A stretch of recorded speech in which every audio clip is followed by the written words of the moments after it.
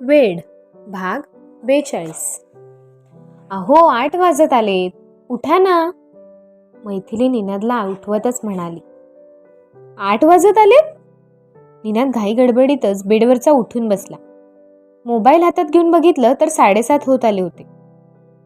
Alarm का नाही वाजला? निनादने विचारलं. तो वाजायच्या आधीच मी उठली ना, मग मी बंद केला. तुम्ही झोपेत इतके क्यूट दिसत होते की मला तुम्हाला उठवावंसच नाही वाटलं. आता माझा नाईलाजच झाला म्हणून तुम्हाला उठवावं लागलं. तुमच्या हाँगकाँग प्रोजेक्टचा प्रश्न आहे ना.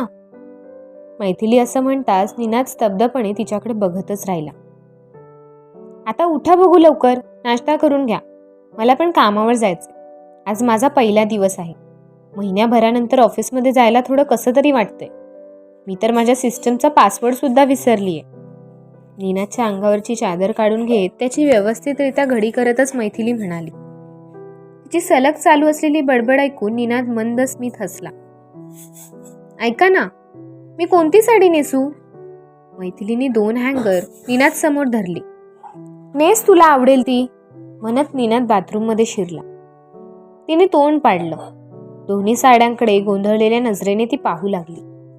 ग्रीनवाली नेस, हळूच तिच्या मागे येऊन तिच्या गालावर हलकेच ओठ टेकवत तो म्हणाला. तसं मैथिलीच्या गालावर कळी खुलली. तोंडात ब्रश खुपसत तो काल रात्री घेतलेल्या नंबरचा विचार करू लागला. फोन करायचे कुठून हेच त्याला कळत नव्हतं. ब्रश करेपर्यंत एकच प्रश्न त्याच्या डोक्यात घर करत होता. सॅमचा मोबाईल घेतो, हे बेटर राहील. पाण्याने भरलेला डबरा डोक्यावर ओततच तो म्हणाला. 13 नंबर आहेत. ऑफिस गँगची मदत घेतो ह्यासाठी. वेळ पण वाचेल माझा. टॉवेलने अंग पुसतच तो स्वतःशी पुटपुटला. अंघोळ उरकेपर्यंत डोक्यात तेच चालू असतं त्याचं. मैथू, माझा ब्रेकफास्ट. पुढे काही बोलणार पण तो स्तब्धच झाला. मैथिली साडी नेसून छानशी तयार झाली होती. आरशात बघत भांगात लाल सिंदूर ती भरत होती. ब्रेकफास्टचं काय? आज थालीपीठ केलंय मी, नाही आवडत का? सिंदूरची डब्बी बाजूला ठेवतच ती म्हणाली. आपलं ओलं टॉवेल त्याने बेडवर टाकलं. तिचं ते तेजस्वी रूप बघत तो तिच्या जवळ आला. ती त्याच्या त्या नजरेत बघतच राहिली. तिच्या नितळ अशा पोटावरून हात फिरवत त्याने तिच्या कमरेभोवती हात नेत तिला जवळ ओढलं. मला काही विचारत होतीस का? सॉरी, ते माझं लक्ष नव्हतं. ओठ अगदी तिच्या ओठांजवळ नेतच त्याने तिला विचारलं. ते मी. तिला काही बोलताच येत नव्हतं. तिचे ओठ त्याच्या ओठांना स्पर्शत होते. तिचे नाजूकसे हात त्याच्या छातीवर येऊन टेकले. त्याला तिला आता सोडावंसं वाटतच नव्हतं. तिच्या ओठांना त्याने कैद केली. तिने व्यवस्थित नसलेली साडी तो आता विस्कटू लागला. अहो, ती त्याला अडवण्याचा प्रयत्न करणार पण तो तिला काही बोलूच देत नव्हता. मैथिली. बाहेरूनच निनादची आई मैथिलीला आवाज देऊ लागली. सोडा आता. हसतच तिने निनादला लांब ढकलले. आरशात बघत विस्कटलेली साडी नीट करू लागली. मी तुला ऑफिसमध्ये सोडायला येऊ? निनादने तिच्या खांद्यावर हनुवटी टेकवतच तिला विचारलं. खरंच याल तुम्ही? तसं पण मला एकटीला जायला बोर होतं. पण तुम्हाला उशीर नाही ना होणार? मैथिलीने निनादकडे बघतच विचारलं. माझा बॉस कामावर कुठे आहे? उशिरा गेलोय हे त्याला कसं कळेल? एवढ्या सुंदर बायकोला एकटीला कामावर पाठवायला मला भीती वाटते. कुणी पळवून नेली तर? निनाद मैथिलीचे गाल ओढतच म्हणाला. मग तर मला सुद्धा तुम्हाला एकट्याला कामावर पाठवायला भीती वाटते. एखादी माझ्यापेक्षा पण सुंदर मुलगी तुमच्या मागे पळत आली तर? मैथिलीने दिलेलं उत्तर ऐकून निनाद हसू लागला. मैथिली, आवरलं का तुझं? आईने पुन्हा तिला आवाज दिला. हो आई, आले. निनादपासून स्वतःला सोडवून घेतच मैथिली खोली बाहेर पडू लागली. मैथू, ब्रेकफास्टचा डबा भरून ठेव, मी कामावर गेल्यावर करेल ब्रेकफास्ट. निनाद मनगटावर घड्याळ चढवतच तिला म्हणाला. माझ्यासोबत नाही करणार? मी थांबलेली तुमच्यासाठी. मैथिली छोटंसं तोंड करतच म्हणाली. करूयात मग एकत्र, बट लवकर हा. निनाद म्हणाला. हो, तुमचं आवरून या लवकर बाहेर, म्हणत मैथिली किचनमध्ये शिरली. हा डब्बा तुला चालेल का? माझ्या नेहाचा होता, तसाच माळ्यावर पडून होता. नसेल चालणार तर आजच्या दिवस चालवून घे आणि आज येताना स्वतःसाठी नवीन डब्बा घेऊन ये, कळलं? निनादची आई म्हणाली. हा डब्बा चालेल मला, मैथिली स्मित देतच म्हणाली. आई मला थालीपीठ सोबत सॉस हवाय, आण लवकर. निनाद हॉलमधूनच मोठ्याने ओरडला.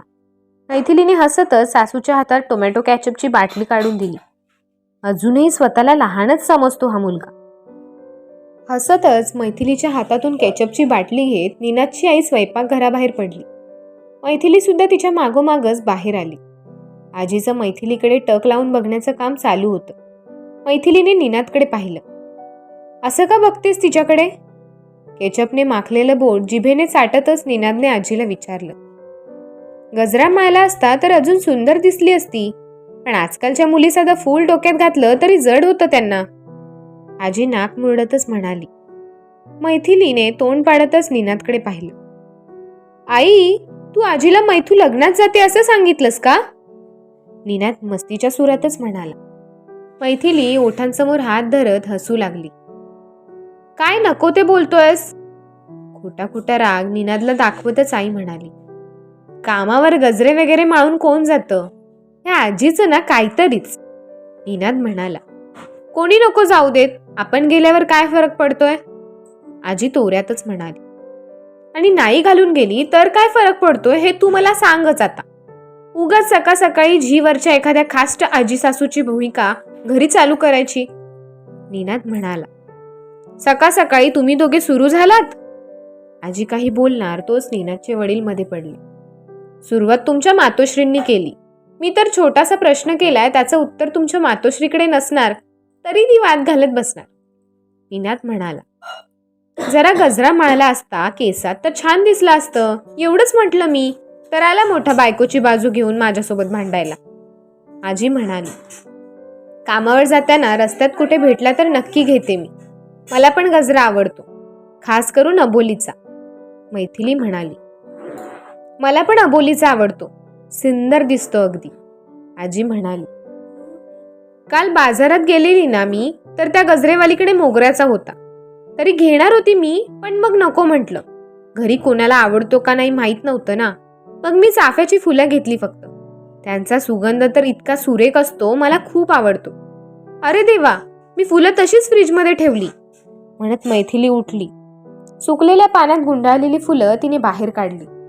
घरभर चाफ्याचा सुगंध दरवळला. सगळ्यांचे डोळे आपसुकच मिटले गेले. डोळे मिटून खोल श्वास सगळे घेऊ लागले. चाफ्याचा गंध सकाळ सकाळी मन सुद्धा सुगंधित करून गेला. किती भारी सुगंध आहे, निनाद म्हणाला. मैथिलीने काही फुलं देवापुढे ठेवली आणि एक केसात माळलं.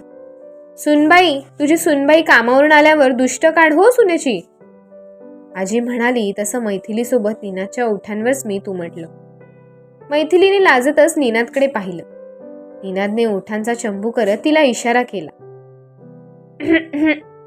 आजोबांनी घसा खरडवतच निनादकडे पाहिलं आणि वर्तमानपत्रात स्वतःला लपवलं. मैथिलीला थोडं ओशाळून आल्यासारखं झालं. चहा नाश्ता आटोपून ती निनादसोबतच ऑफिसमध्ये जायला निघाली. इथे साईराज श्रीसोबत हॉस्पिटलमध्ये यायला निघाला. गाडीत खूप शांत होता तो. आपण ब्रेकफास्ट करून घेऊयात? श्रीने विचारलं. नकोय मला, तुला भूक लागली असेल तर तुझं तू कर, साईराज म्हणाला. श्रीने काहीही न बोलता गाडी एका स्नॅक्स काउंटर जवळ उभी केली. तुला पक्का नकोय ना काही? श्रीने विचारलं. नकोय, साईराज रागातच म्हणाला. बघ, नंतर भूक लागेल, श्री म्हणाला. साईराजला खरं तर सकाळपासूनच भूक लागली होती, पण डॉक्टरकडे न जाण्यासाठी त्याचा हा सगळा आटापिटा चालू होता, ज्याचा श्रीवर काहीच परिणाम होत नव्हता.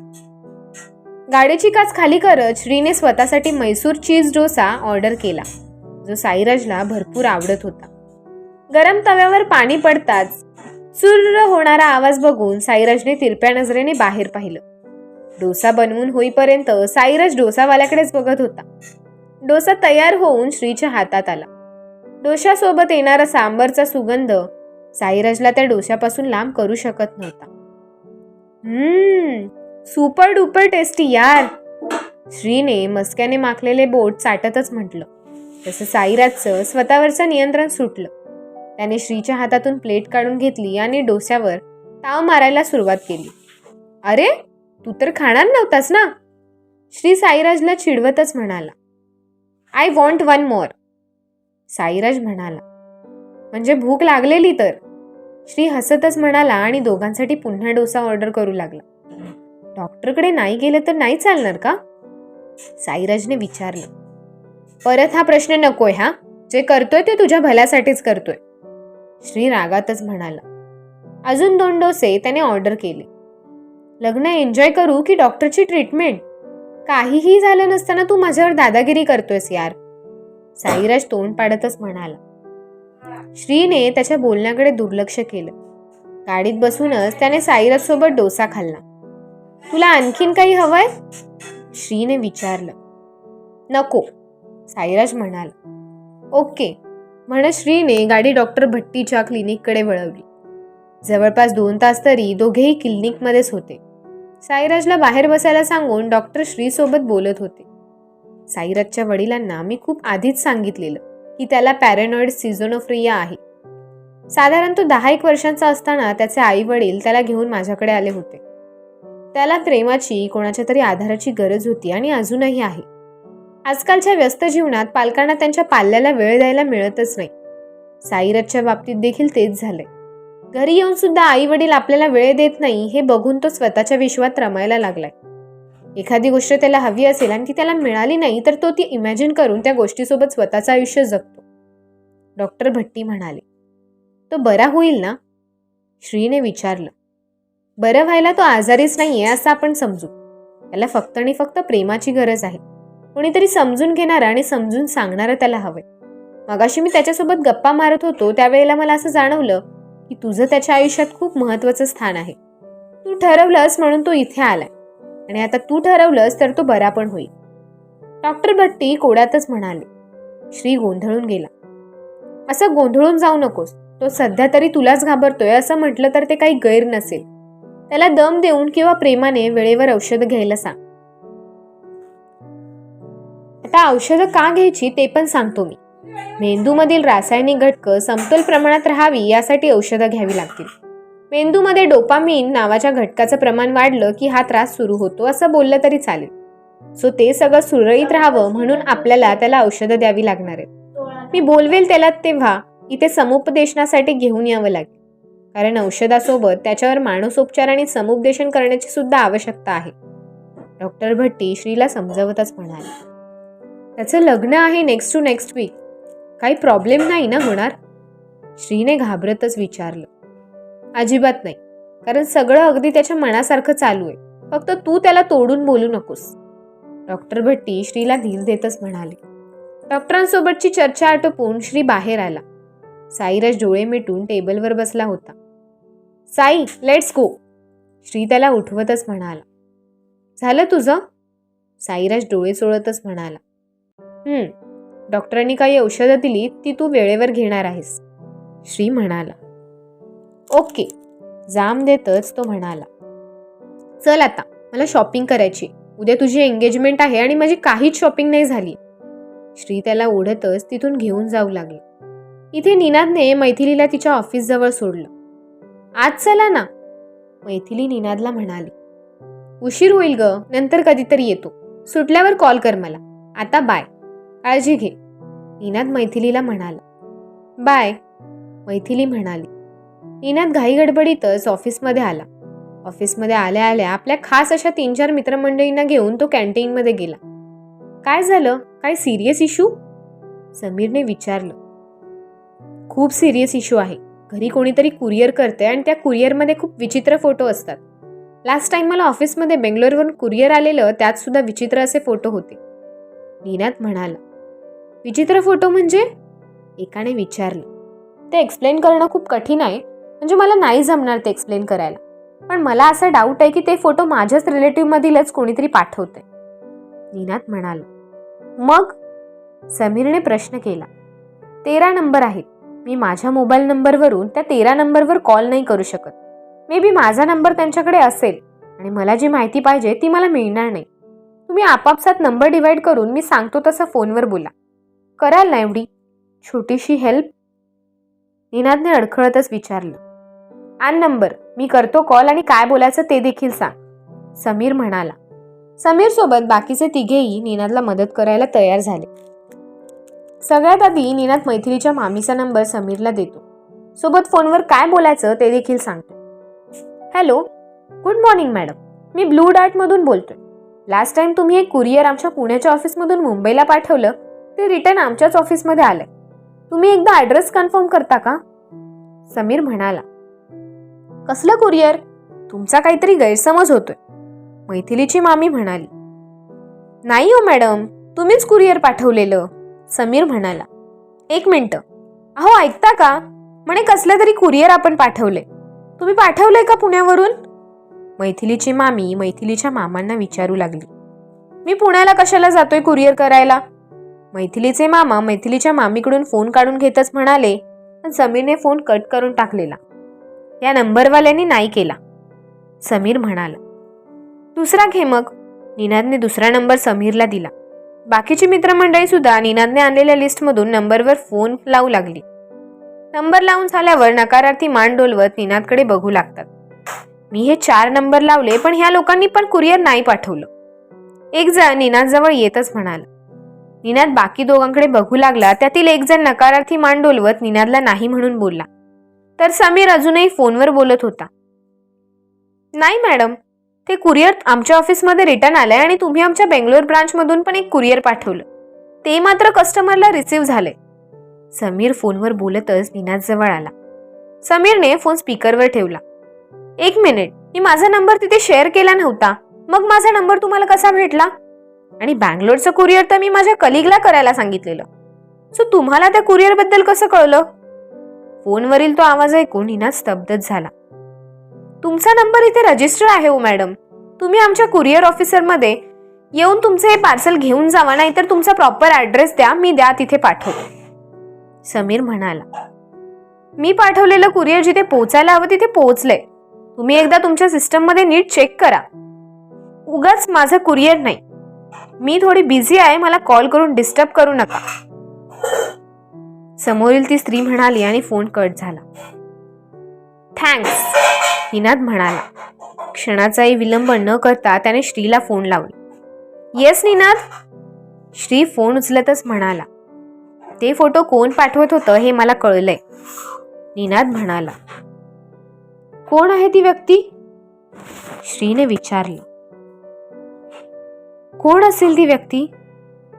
गेस करून कमेंटमध्ये नक्की सांगा. तुमचा गेस बरोबर आहे की नाही हे कळेलच पुढील भागात. धन्यवाद.